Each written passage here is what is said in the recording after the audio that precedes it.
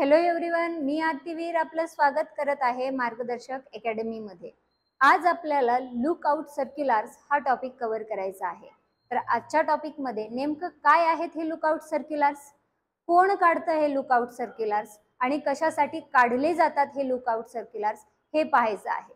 Okay, so या look out सर्क्युलर्सचं एकंदरीत महत्त्व आपल्याला कळणार आहे आणि सोबतच याचे परिणाम कुणावर होतात आणि कसे होतात ते सुद्धा आपल्याला उत्तर मिळणार आहे। तर सगळ्यात आधी ही न्यूज चर्चेमध्ये का आहे ते आपण बघूयात। आता इथे तुम्हाला काही इमेजेस दिसत असतील जे काय आहेत, लुक आउट सर्क्युलर्सचे नोटिफिकेशन्स आहेत किंवा ते लुक आउट सर्क्युलर्स आहेत। ओके, देन आता जस्ट न्यूज एक बाहेर पडली, तिच्यामध्ये असं सांगण्यात आलेलं की जवळपास 2018 पासून 6 पब्लिक सेक्टर बँक्स आहेत, त्यांनी काय केलेत 1071 इतके लुक आउट सर्क्युलर्स काढलेले आहेत। जे विलफुल डिफॉल्टर्स आहेत त्या विलफुल डिफॉल्टर्सला आळा बसावा, ते देशातून पळून न जाता त्यांच्याविषयी इथे कारवाई व्हावी यासाठी लुक आउट सर्क्युलर एवढे 1071 इतके काढलेले आहेत। आता त्या 6 पब्लिक सेक्टर बँक कोणकोणत्या आहेत? पहिलं आहे सेंट्रल बँक ऑफ इंडिया, दुसरं आहे SBI लाईफ, तिसरी आहे बँक ऑफ इंडिया, चौथी आहे युनियन बँक ऑफ इंडिया, पाचवी इंडियन ओव्हरसीज बँक आणि PNB। यांनी काय केलेले आहेत 1071 इतके लुक आउट सर्क्युलर काढलेले आहेत 2018 पासून। आता यामध्ये महत्त्वाची गोष्ट म्हणजे आपल्याला एक वर्ड आला, विलफुल डिफॉल्टर्स। ओके, मग नेमकं विलफुल डिफॉल्टर्स कोण आहेत? तर विलफुल डिफॉल्टर्स असे लोक आहेत, पीपल किंवा कंपनी, म्हणजे एखादा व्यक्ती असू शकतो किंवा एखादी कंपनी असू शकते। हे काय करतात, चूज करतात not to repay their loan even though they can afford to, म्हणजेच यांची कॅपॅसिटी असते लोनची रिपेमेंट करण्याची, पण हे लोक लोन रिपे करत नाहीत, त्यांना काय म्हणतात विलफुल डिफॉल्टर। विलफुल म्हणजे काय, स्वेच्छेने त्यांनी काय केलं, कर्ज बुडवेपणा केला, त्यांना आपण काय म्हणणार विलफुल डिफॉल्टर्स। आता असे विलफुल डिफॉल्टर्स तुम्हाला इथे पिक्चर सुद्धा दिलेला आहे, विजय मल्ल्या एक खूप गाजलेलं असं उदाहरण आहे। सो तुम्हाला सगळ्यांनाच अंदाज येईल की विलफुल डिफॉल्टर म्हणजे काय, म्हणजे यांची कॅपॅसिटी होती की ते लोन रिपे करू शकत होते, पण ते इथून पळून गेले आणि लोन रिपे केलं नाही। ओके, तर आता आपल्याला सेकंड थिंग इथे बघायची आहे की लुक आउट सर्क्युलर म्हणजे काय आहे। ओके, इथे आपण बघतो की लुक आउट सर्क्युलर ही काय आहे, एक नोटीस आहे। ती काय करते तर एखाद्याला प्रिव्हेंट करते भारतामध्ये येण्यासाठी किंवा भारताबाहेर जाण्यासाठी। आणि अशी कंडिशन कधी येते, एखादा व्यक्ती जेव्हा विलफुल डिफॉल्टर असेल किंवा आपल्या देशातील जी इन्व्हेस्टिगेटिंग एजन्सी असेल, पोलीस असेल किंवा बँक असेल, यांनी ठरवलं की ह्या व्यक्तीने बाहेर जाऊ नये, त्याची कारणं काय असू शकतात वेगवेगळी। ओके, आणि त्यांनी देशाबाहेर जाऊ नये हे ठरवलं किंवा कुणाला देशामध्ये येऊ नये हे ठरवलं, त्यावेळेस त्याच्यासाठी काय केलं जातं, लुक आउट सर्क्युलर काढलं जातं। मग उदाहरणार्थ आता एक प्रकारचा हा काय आहे, लॉक आहे, जो इश्यू केला जातो एखाद्या व्यक्तीवर किंवा कंपनीवर सुद्धा। ओके, जे काय करतात की एअरपोर्ट आहेत, सी पोर्ट आहेत किंवा लँड रूट, म्हणजेच काय म्हणणार आपण रोडवेज म्हणणार किंवा लँड बॉर्डर्स ज्याला आपण म्हणू, तिथून लोकांनी पळून जाऊ नये म्हणून तिथे काय केलं जातं, त्यांच्यासाठी एक लॉक तयार केला जातो की ह्या व्यक्तीची ही नोटीस काढलेली आहे। हा व्यक्ती जर तुम्हाला त्या पोर्टवर दिसला किंवा तो व्यक्ती जर एखाद्या लँड बॉर्डर वरून दुसरी देशात जाण्याचा प्रयत्न करू लागला किंवा तो व्यक्ती एखाद्या सी पोर्टवर जरी तुम्हाला दिसला तरी त्या व्यक्तीला तिथेच थांबवून घेतलं जातं, कारण आपल्या सगळ्या ह्या बॉर्डर्स असतील, सी पोर्ट असतील, एअरपोर्ट असतील, तिथे चेकलिस्ट असते की नाही, म्हणजे लोकांना चेक केलं जातं की नाही, आणि अशा पद्धतीने ते व्यक्तींना काय केलं जातं, चेक केलं जातं की हा व्यक्ती कुठे चाललेला आहे। आणि जर एजन्सीकडे ते लेटर गेलं तर एजन्सी काय करेल, चेक करून गेली, या व्यक्तीचं नाव तर लिस्टमध्ये आहे, या व्यक्तीने बाहेर जाऊ नये म्हणून त्याला तिथेच थांबवलं जाईल। ओके, त्याला काय म्हणणार आपण, एक प्रकारचं लॉक म्हणजेच लुक आउट सर्क्युलर। ती काय आहे, एक नोटीस आहे आणि आपल्या कोणत्या कोणत्या एजन्सी ती काढू शकते, पोलीस असेल, इन्व्हेस्टिगेटिंग एजन्सी जसं रॉस असेल, CBI असेल, IB असेल, बरोबर की नाही, आणि आणखी कोण आलं त्याच्यामध्ये, बँक आली। देन याच्यामध्ये पुढे आपल्याला बघायचं आहे की एक ब्युरो ऑफ इमिग्रेशन आहे, जो मिनिस्ट्री ऑफ होम अफेअर्सचा पार्ट आहे, ते इन्फोर्स करतं अशा नोटिसेस, म्हणजे ह्या नोटिसेसला इन्फोर्स करण्याची जबाबदारी कुणाला दिलेली आहे, मिनिस्ट्री ऑफ होम अफेअर्सच्या ब्युरो ऑफ इमिग्रेशनला। ओके, इंडियामध्ये जर बघायला गेलं तर 112 इमिग्रेशन चेकपोस्ट आहेत, जिथे ऑथॉरिटीज काय करू शकतात, तशा इंडिव्हिज्युअलला थांबवून ठेवू शकतात. भारतामध्ये किती आहेत इमिग्रेशन चेकपोस्ट? 112. आणि त्यांना तिथं काय केलं जाऊ शकतं, थांबवलं जाऊ शकतं. एक प्रकारे इंडिव्हिज्युअलला तिथं लॉक केलं जातं. कशाच्या माध्यमातून? लुक आउट सर्क्युलरच्या माध्यमातून. ओके. आता हू कॅन इश्यू लॉक्स, म्हणजे हे लॉक म्हणजेच काय, लुक आउट सर्क्युलर. कोण इश्यू करू शकतं लुक आउट सर्क्युलर? तर याच्यामध्ये बऱ्याचशा एजन्सीचा समावेश होतो, ज्या काय करू शकतील, लुक आउट सर्क्युलर रेज करू शकतील किंवा त्याच्या नोटीस जारी करू शकतील. मग पहिलं काय आहे, CBI, ज्याला आपण काय म्हणतो, सेंट्रल ब्युरो ऑफ इन्व्हेस्टिगेशन, जी इथे तुम्हाला इमेज बघायला मिळत असेल. सेकंड तुम्हाला इथं बघायला मिळतं इन्फोर्समेंट डायरेक्टरेट, ज्याला आपण काय म्हणतो, परिवर्तन निर्देशालय, म्हणजेच काय, ED. त्याच्यानंतर आहे directorate of revenue intelligence, DRI. Then income tax department, state police and intelligence agencies. ह्या सगळ्यांना आपण काय म्हणू, इन्व्हेस्टिगेटिंग एजन्सीज. ह्या काय करतात, लुक आउट सर्क्युलर इश्यू करतात. मग ऑफिसर, याच्यामध्ये जो ऑफिसर असेल, कोण ही नोटीस जारी करेल, या एजन्सी मधला कोणता व्यक्ती ती नोटीस जारी करेल, तर असा व्यक्ती जो काय आहे, डिस्ट्रिक्ट मॅजिस्ट्रेट लेवलचा. LOC must be at least, the officer issuing an LOC must be at least a district magistrate. याचा अर्थ तो काय आहे, जिल्हाधिकारी, कलेक्टर लेवलचा अधिकारी. Then superintendent of police, SP. त्याच्यानंतर deputy secretary of union government. ह्या लेवलचे जे अधिकारी आहेत ते काय करू शकतात, लुक आउट सर्क्युलर काढू शकतात. ओके. याच्यानंतर आपल्याला बघायचं आहे मोडिफिकेशन आणि व्हॅलिडिटी. या लुक आउट सर्क्युलर मध्ये कधी चेंजेस केले जाऊ शकतात किंवा त्याची व्हॅलिडिटी काय आहे हे आपल्याला बघायचं आहे.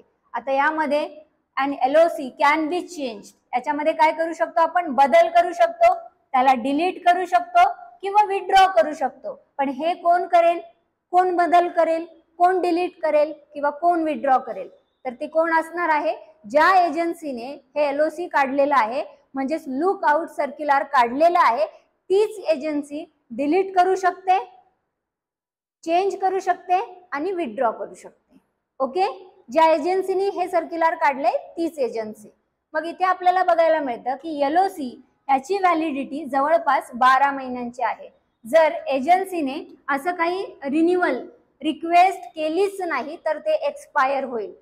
म्हणजे 12 महिन्यानंतर सुद्धा त्या व्यक्तीने पूर्ण प्रक्रिया केलीच नाही आणि त्याच्या विरोधात लुकआउट सर्क्युलर जारीच आहे आणि एजन्सीला वाटते की 12 महिन्यानंतर आता गरज नाहीये त्या व्यक्तीची, जी काही प्रोसिजर होती ती फुलफिल झाली, तर एजन्सी काय करेल, डिलीट करून टाकेल किंवा विथड्रॉ करून टाकेल. आणि जर वाटतंय एजन्सीला की कंटिन्यू करावं तर एजन्सी काय करेल, रिन्यू करेल. ओके. मग इथे आपल्याला बघायला मिळतं की ब्युरो ऑफ इमिग्रेशन कुणा अंतर्गत येतं, मिनिस्ट्री ऑफ होम अफेअर्स अंतर्गत. ती हँडल करते ह्या LOC ला कुठे, at immigration checkpost as interested bye issuing agency. म्हणजे जे 112 इमिग्रेशन चेकपोस्ट आहेत भारतामध्ये, तिथे काय करेल, ब्युरो ऑफ इमिग्रेशन जे आहे ती LOC हँडल करेल. ओके. सो अशा पद्धतीने एजन्सीने इश्यू केलं, पुन्हा कुणाकडे गेलं, ब्युरोकडे काम गेलं. मग power of public sector banks. आता इथे पब्लिक सेक्टर बँक्स कडे काय पॉवर आहे जे लुकआउट सर्क्युलर्स इश्यू करू शकेल किंवा असं कोणत्या कारणामुळे पब्लिक सेक्टर बँक ज्या आहेत त्या लुकआउट सर्क्युलर्स इश्यू करू शकतील. तर यांच्यामध्ये 2018ला आपण काय बघितलं, LOCs इंडिव्हिज्युअल्सच्या अगेन्स्ट काय झाले, सुरू झाले, बरोबर की नाही. म्हणजेच बँकला सुद्धा काय केलं, ऑथॉरिटी दिली की बँक तुम्ही सुद्धा LOCs काढू शकता, म्हणजेच काय, लुक आउट सर्क्युलर काढू शकता. आणि याच्यामुळे जो कंट्रीला हार्म पोहोचतोय, इकॉनॉमिक एक प्रकारचा नुकसान आपल्याला भोगायला मिळतं, ते नुकसान होणार नाही. कारण आता तुम्हीच विचार करा, जर एखादा विजय मल्ल्यासारखा करोडो रुपयांचा गफला करून पळून जातोय, याचा अर्थ देशाच्या अर्थव्यवस्थेला तेवढं नुकसान झालं की नाही. आणि देशाच्या अर्थव्यवस्थेला ते जर नुकसान होते तर आपला विकास जो आपल्याला साधायचा आहे, आपल्याला इकॉनॉमिक ग्रोथ करायची आहे, ती होईल का, नाही होणार. कर्ज बुडवेपणा केला त्याने, एक प्रकारचं पैसे आपल्या घरातून चोरून घेऊन गेला. अशीच कंडिशन आहे की नाही. त्याच्याचमुळे अशा व्यक्तींमुळे काय होतं की बँका तुम्हाला पण काही राईट्स आहेत, कारण का असे व्यक्ती जे पळून जात आहेत तर बँका त्यांना काय करू शकतील, रोखू शकतील. कारण पुढे प्रोसिजर फॉलो करण्यापेक्षा बँकला ती प्रोसिजर दिलेली चांगली असेल की नाही. सो हे एक आहे की बँकांना 2018 मध्ये काय केली, ऑथॉरिटी दिली. आता रिसेंटली बघायला गेलं तर बॉम्बे हायकोर्टनी एक रुलिंग काढली की ज्या पब्लिक सेक्टर बँक्स आहेत त्या can not issue locks against loan defaulters, किंवा ज्यांनी कर्ज बुडवलेलं आहे अशा व्यक्तींविषयी त्या LOC काढू शकत नाहीत. म्हणजेच काय, लुक आउट सर्क्युलर्स काढू शकत नाहीत. आणि ही कोणी, बॉम्बे हायकोर्टने दिलेली रुलिंग आहे. ओके, मग याच्यामध्ये आपल्याला बघायला मिळतं का नाही. कारण तुम्हाला प्रश्न पडेल की नाही, का बँकांचे हे राईट्स काढून घ्यायचे. तर बँकांचे हे राईट्स काढून घेण्याचं कारण काय आहे की व्यक्तीला काय आहेत, आपल्याकडे संविधानात फंडामेंटल राईट्स दिलेले आहेत. ओके, आणि कोणीही ह्या राईट्सचं व्हायोलेशन करू शकत नाही विदाउट स्पेसिफिक लॉ. जर कोणताही कायदा त्याच्यासाठी पूरक कायदा बनवलेला नाहीये तर तुम्ही ते अधिकार धोक्यात आणू शकत नाहीत. आणि त्यासाठी आपण काय बघितलं की बॉम्बे हायकोर्टने ही रुलिंग दिली की बँका त्या व्यक्तीचा कोणता अधिकार इथे जातोय, फंडामेंटल राईट, तो कुठेही काय करू शकतो, प्रवास करू शकतो, तो कुठेही राहू शकतो. हा अधिकार त्याचा हिरावून घेतला जातोय आणि तो हिरावून घेता कामा नये. जर तो हिरावून घ्यायचा तर त्याच्यासाठी काय पाहिजे, स्पेसिफिक लॉ पाहिजे. ओके, तो हिरावून घेण्यासाठी काय पाहिजे, स्पेसिफिक लॉ पाहिजे. आणि तो नाहीये, म्हणून यांनी काय केलं, बँकांच्याकडचे हे अधिकार काढून घेतले. This ruling cancel the 2018 government office memorandum that allowed bank to issue LOCs. मग या रुलिंगमुळे काय झालं, 2018ला बँकांना जे राईट मिळाले होते की बँका लुकआउट सर्क्युलर्स काढू शकतील, ते राईट काय झाले, निघून गेले. बरोबर की ना. आता बँकांकडे ते राईट आहेत का, नाही राहणार. आता ते काय झाले, निघून गेले. मग आपल्याला आणखी प्रश्न पडेल की विलफुल डिफॉल्टर्स आपण कुणाला म्हणायचं. तर विलफुल डिफॉल्टर्स कोण असतील, असा व्यक्ती. मग याची डेफिनेशन दिली रिझर्व्ह बँकने. रिझर्व्ह बँकचं म्हणणं काय आहे, विलफुल डिफॉल्टर म्हणजे असा बोरोवर. बोरोवर म्हणजे कोण, पर्सन असू शकतो किंवा एखादी इंटायटी असू शकते. ओके, बोरोवर एखादी संस्था सुद्धा कर्ज घेते की नाही, किंवा एखादा व्यक्ती सुद्धा कर्ज घेतो. मग असा बोरोवर जो काय करतोय, choose not to pay their dues even though they have enough मनी.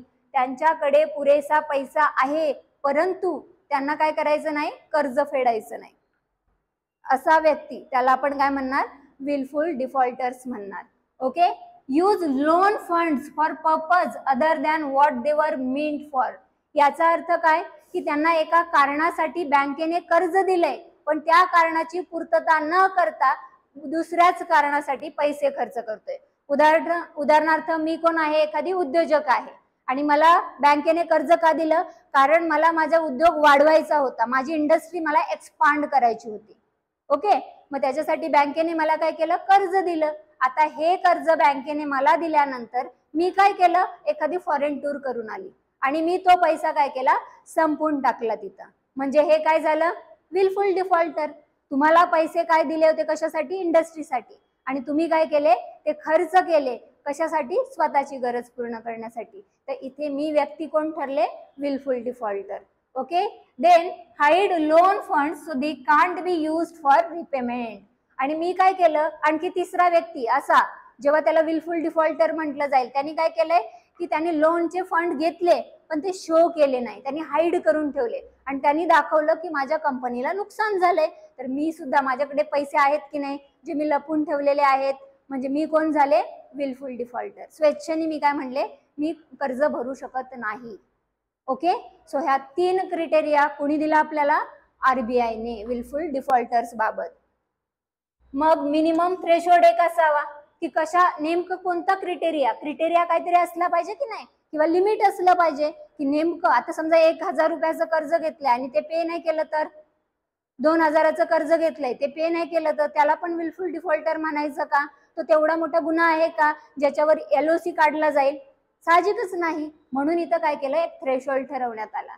इथे आपल्याला बघायला मिळतं की to be labelled a wilful defaulter, borrower must have loan at least 25 lakhs. याचा अर्थ जो कोणी कर्ज घेणारा व्यक्ती आहे त्याच्यावर मिनिमम 25 लाख इतकं काय असावं, कर्ज असावं.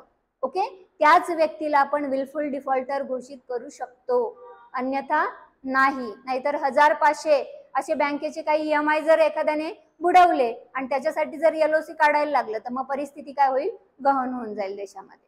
ओके, देन सेकंड असं सांगितलेलं आहे, large defaulter is someone with outstanding loan of 1 crore or more whose account is marked as doubtful or loss.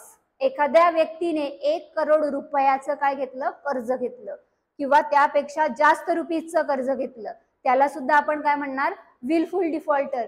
जेव्हा त्याचं बँक अकाउंट डाऊटफुल असेल किंवा तिथे आपल्याला लॉस मध्ये जाताना दिसेल, मायनस मध्ये सतत जाताना दिसेल, त्याला आपण काय म्हणणार, विलफुल डिफॉल्टर. ओके, सो हा थ्रेशोल्ड लिमिट ठेवला. Then economic implication of wilful defaulter. इकॉनॉमीवर काय परिणाम होणार, सगळ्यात पहिला तर क्रेडिट मार्केट इम्पॅक्ट होणार, ज्याच्यामध्ये लिक्विडिटीचा इश्यू तयार होणार. लिक्विडिटी म्हणजे काय, तरलता, वापरता येण्याजोगा जो काही पैसा असतो त्याला आपण लिक्विडिटी म्हणतो, म्हणजेच तरलता म्हणतो. आता इथे बघायला मिळतं की विलफुल डिफॉल्टर्स जे आहेत ते it hard to get new loans. आता एखाद्याने अशा पद्धतीचे आधीच कर्ज दिलं नाही तर त्याला नवीन कर्ज देता येईल का, तर साहजिकच नाही देता येणार. आणि लेंडर्स जे आहेत they are reluctant to give them more credit for new business venture.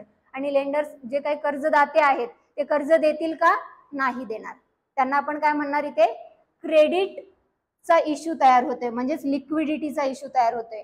मग एखादा उद्योग आहे ज्याला आधीचं कर्ज फेडता आलं नाही पण त्याची इच्छा आहे, तर उद्याचं कर्ज पण त्याला फेडता येईल का, नाही, असं वाटेल की नाही. म्हणून बँक काय करत नाही, कर्ज देत नाही. म्हणजेच इथं काय झालं, वापरता येणाऱ्या पैशाचा काय झालं, प्रभावाला कंट्रोलमध्ये ठेवलं, म्हणजेच एक प्रकारे लिक्विडिटीचा इश्यू तयार झाला.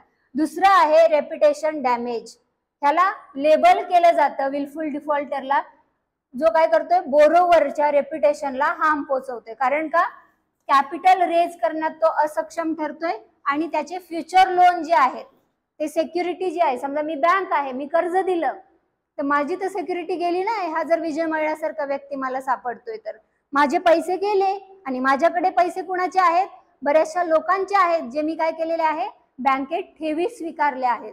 मग ती कंडिशन इथं, ज्याला काय म्हणू शकतो, त्या बँकेची त्या व्यक्तीची पण रेप्युटेशन जाते. देन करंट स्टॅट्स जर बघायचे झाले तर 2023चा डेटा आहे, ज्याच्यामध्ये बँकेने जवळपास 17,713 अकाउंट जे आहेत जे इन्व्हॉल्व आहेत ॲज अ लोन अकाउंट म्हणून. तर जवळपास अमाऊंट आहे 3,53,129 करोड त्यांना ठरवलेला आहे विलफुल डिफॉल्टर. हा डेटा महत्वाचा आहे. ओके, ज्याच्यामुळे काय क्रिएट होतात, NPAs क्रिएट होताना आपल्याला बघायला मिळतात. पार्ट सेकंड बघण्यासाठी लाईक करा, शेअर करा आणि सबस्क्राईब करा. थँक्यू.